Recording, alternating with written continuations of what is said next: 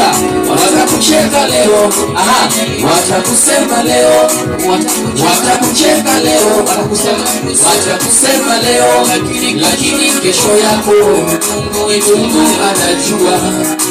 Lakini kesho yako Mungu anajua. Kesho yako ni Mungu tu anajua. Ayasikie maneno. Haleluya. Wanadamu wengine wana mambo yao, wanadamu wengine wana mambo yao. Leo wanasema hii, kesho wanasema ile. Leo wanasema hii, kesho wanasema ile.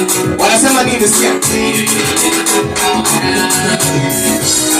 Leo wanasema wewe si mbarikiwa, kesho wanasema eti hauendi mbali, kesho kutwa wanasema eti unalaaniwa. Wanadamu jamani.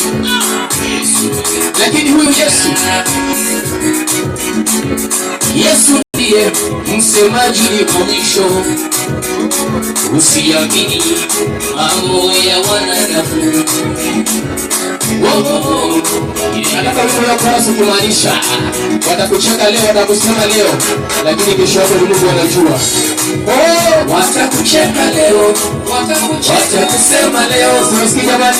Watakucheka leo, watakusema leo, lakini kesho yako Mungu anajua. Lakini kesho yako Mungu anajua. Kesho yako Mungu anajua. Kesho yako Mungu anajua. Watakucheka leo, watakusema leo, watakucheka leo, watakusema leo, lakini kesho yako Mungu anajua. Lakini kesho yako wapisha bwana vigelegele. Ayasikia ujumbe ya mwisho. Yusufu alisemwa na ndugu zake.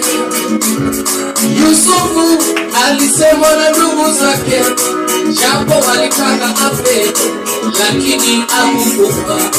Japo walitaka afe, lakini hakukufa. Kwa nini hakukufa? Huyu Yesu Bwana alikuwa na mipango mema juu yake. Bwana alikuwa na mipango mema juu yake. Akafanya nini Yesu? Akamwinua mbele ya adui zake. Akamwinua mbele ya adui zake.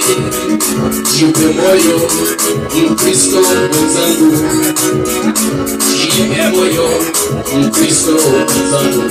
Tunamaliza namna hiyo sasa. Sasa kila ukimaanisha